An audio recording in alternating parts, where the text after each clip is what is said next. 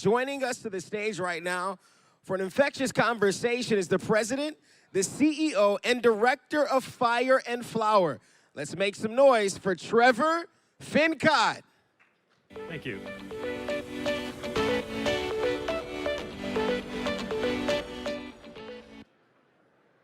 All right, thanks everyone for joining me on the end of the last day of a conference. I know it's probably, people are a little tired, but I'm glad you made it.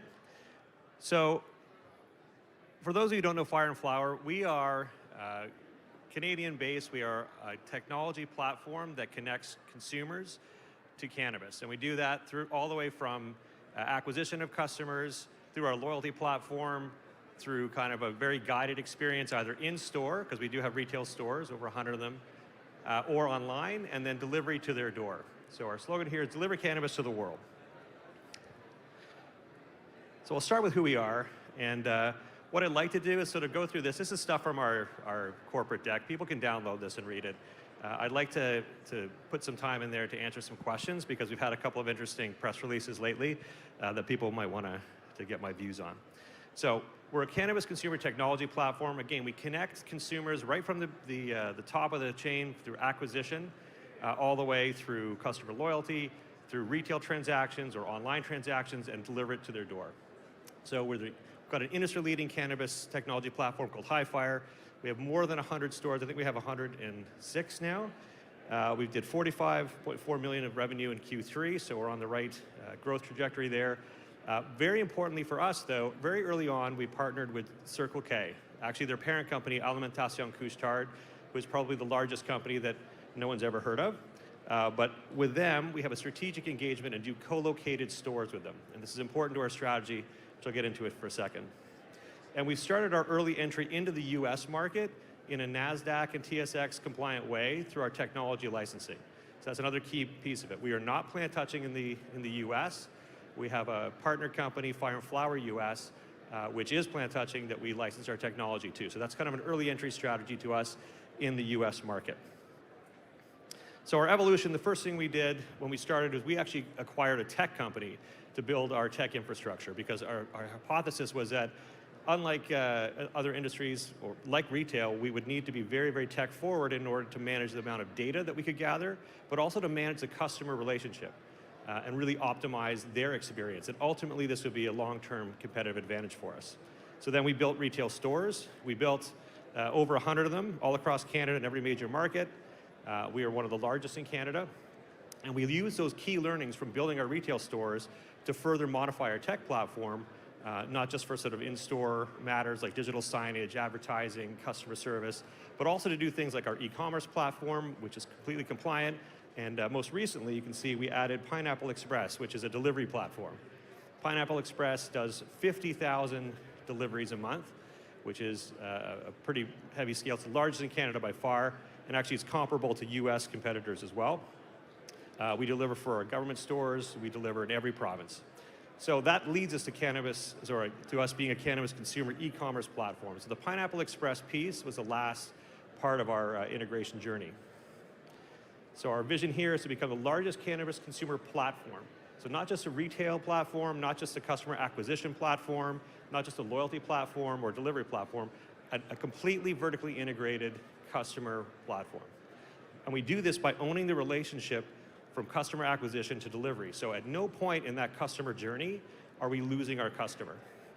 So if you're using someone else's technology to either acquire customers through a competitor, you don't own the customer journey. You don't own that customer. If you don't own them at retail, you just definitely don't own them. And if you don't own them through the delivery mechanism, you probably don't own that customer. And if you don't own the loyalty platform, you definitely don't own them. So we have 5 key drivers in our business that are all knitted together with this technology platform. So I'll kind of walk through here, and I wish I could use a laser pointer, but we've got technology at the top. That's the core of our business. We're really a tech company. And you can see that below that, for customer advocacy, loyalty, we have our Spark Purse loyalty program. And I think heading into 420, we actually had 420,000 loyalty program members. I think that number is probably higher now because we did a lot of promotions over 420. You can see the bottom there, we have retail, wholesale, and delivery. Those are kind of the consumer facing, that's where the rubber meets the road, but we have those business units too, but they're all supported by the tech platform. So the investment highlights for us are we have a complete technology cannabis platform all the way from top to bottom. There's no point in which we lose our customer to a competitor or to another technology platform. We're scalable in a very, very scalable because we're tech focused. And the strategic partnership with Circle K owner Alimentation Couche-Tard is really, really important. What we announced yesterday, we've press released that Couche-Tard has actually exercised a second tranche of their warrants, which take them up to a 35% ownership stake in our company. So you'll see in the deck here, it's 22%. It's now 35%, and we're extremely excited about that because the final tranche of warrants, where they can invest in our company and get to 50.1, is at a 25% premium to market. Some of the analysts missed that key piece of information, but that's where we priced in the acquisition premium for our company when we did that deal a few years ago. All right, so business segments, we've got our technology platform. This is, again, keeping customers engaged, keeping them in our ecosystem all the way from top to bottom. The key stats there, you can see, well, we have different sort of modules in our tech. We've got Hifyre IQ, which is our digital analytics platform that helps us run our stores better. It's also purchased by many, many financial institutions, consumer packaged goods companies. We have a data platform crossover agreement with BDSA, so we get US data as well and package it up. Hifyre Reach is our compliant advertising network. We are able to reach consumers outside the cannabis ecosystem because we have that kind of data. Being able to do lookalikes, being able to do simulated customers to go out and get them on traditional means is very, very important to us. And of course, Hifyre One is our digital retail platform that helps us run our stores better, helps us manage deliveries better. So this is really important. Spark Perks, we were the first one to do a compliant loyalty program in cannabis. And again, it's the advantage of starting in a federally legal environment. We could do that. So we have over 420,000 of them now. And the key data point here is that members that are using our delivery platform in our ecosystem, they spend an average of 110% more and have 90% larger basket sizes.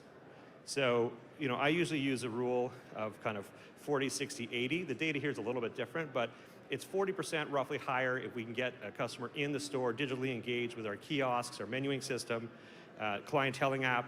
You can see the iPad there. We can clientele them and know who the customer is. They'll spend 40% more on average, 60% more if we can get them engaged in other mechanisms in store or pickup. And if we can complete that customer journey to them by delivering to their door, again, the numbers are staggering here, 110% more. So that's a value add, that's a long-term competitive advantage that we started from day one by building. So Pineapple Express, I talked a little bit about this. This is the last chain in our last piece of our tech platform that we needed to fill in. We were doing delivery on our own, but we were doing it with our own tech. And as you might imagine, delivery is absolutely a scale game. The cost per delivery goes down, lower and lower the more deliveries you're doing. I think we were probably doing, let's say, 1,000 deliveries a month. We are now doing this, the stat here is 40,000 deliveries per month. It's now over 50,000 because we're accelerating that program. So with scale comes lower cost delivery. It allows us to have competitive basket sizes and again, keep that customer engaged, keep them loyal to us. Our retail network, that's sort of that's the bread and butter. We have over 100 stores all over the place. The important point here though, is our expansion is not simply capital intensive, sort of get a lease, build a store, hope it works.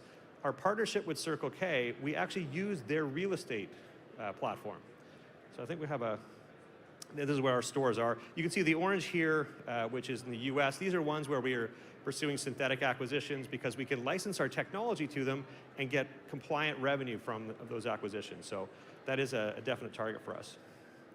I was hoping we had a slide there actually, which was going to talk about the Circle K relationship. Oh yeah, it's in growth. All right, so we have 5 different growth periods. We're going to leverage our technology. That's pretty key.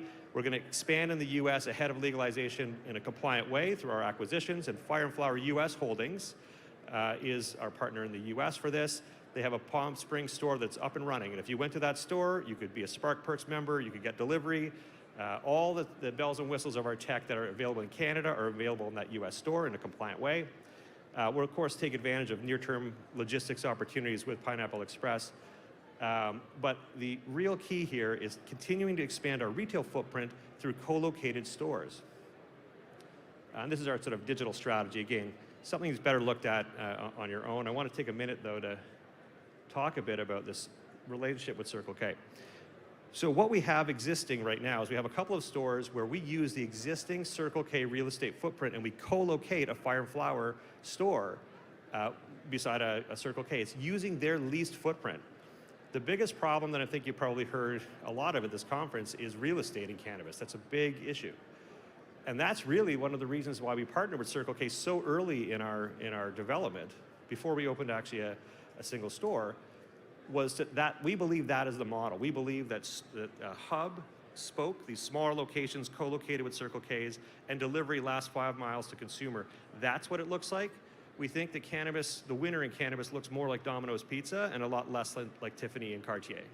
So that's the presumption there, and we're seeing this play out. So these 2 stores we have that are co-located with Circle K are highly productive, and we have more of these in development. The inevitable question is, well, how many more, and when can we see them? I can tell you they're being built, and that you'll see them, but you're going to have to wait for that one until they actually get launched. So I want to take a moment here. Those are the kind of the key pillars of what we're doing.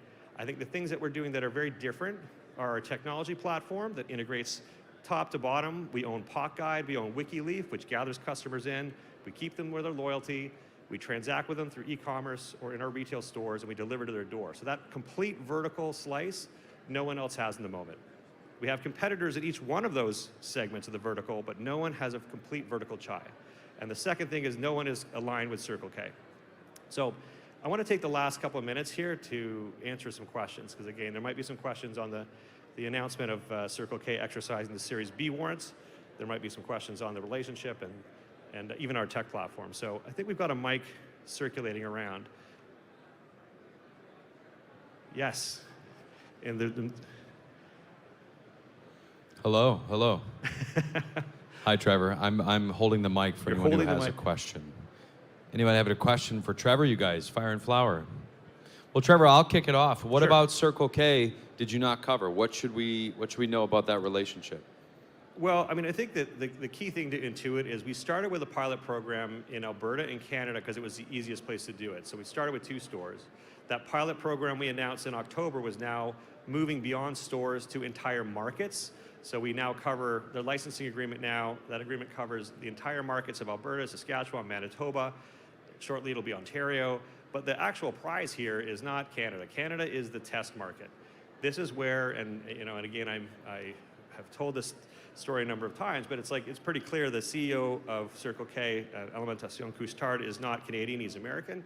And when we met to discuss this deal, it was sort of like, look, do you think bigger than Canada? I said, absolutely we do. This is the test market. We can develop technology, we can develop an operating model that is scalable, and we're going to make mistakes. But once we know what it is, then we'll expand to the US. Then we'll be in every country where Alimentation Couche-Tard is. And they have 16,000 stores in 25 countries. And this is the vehicle to get cannabis there when it's legal. Use their real estate, use our tech to run smaller stores where the SKU count really does matter, and deliver. Use those as delivery nodes. So I think that one of the things that people might miss is that this is also a US part of our strategy. There's no way that Circle K is just interested in Canada, right? As patriotic as I am, it's not the market, but it is the test bed. So that's a great question. Any other questions for Trevor, you guys? Any other questions? Okay, Trevor, anything you want to leave us with, my friend? Yeah, I mean, I think what I'd leave you with is the recent announcement yesterday that Alimentation Couche-Tard Circle K has exercised the Series B warrants. This is going to bring us in about $40 million of cash, but also, most importantly, it gets them to 35%. The next stop on that train, they have the right to get to 50.1% from 35. They have to do that before June of next year, and that is at a 25% premium to market. So we baked in the acquisition premium when we did the deal 2 years ago, and now we're at that stage where over the next sort of 12 months that's going to happen. So that's something to keep in mind. Thank you so much for your time, and have a great day.